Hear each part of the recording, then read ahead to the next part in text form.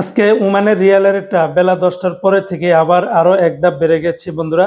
অপরদিকে আবার স্বর্ণের রেটটাও কিন্তু অনেকটা পরিবর্তন হয়ে গেছে।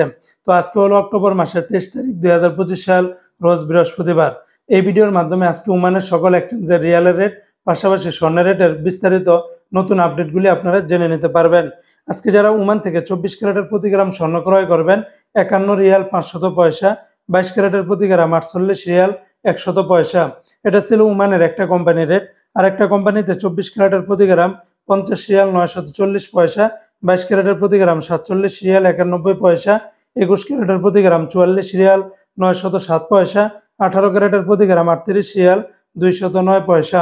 এগুলোর সাথে ব্যাট্রিক্স মেকিং চার্জ কোনো কিছু যুক্ত করা হয়নি। তাছাড়া ওমানে আরও বিভিন্ন কোম্পানি রয়েছে, এক একটাতে রেটটা ভিন্ন ভিন্ন হতে পারে।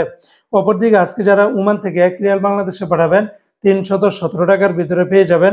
তবে ওমানের গালফ এক্সচেঞ্জে 317 টাকা, তাছাড়া ওমানের ফার্স্ট এক্সচেঞ্জে 316 টাকা 65 পয়সা।